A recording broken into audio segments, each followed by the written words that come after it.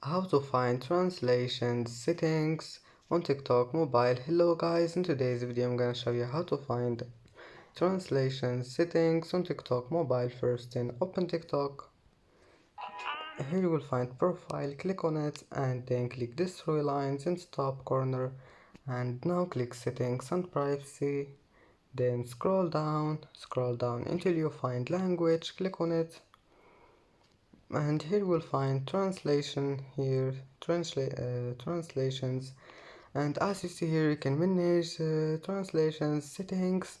Just manage anything you want here. And you can change translation language and then just go back. And that's it for today's video.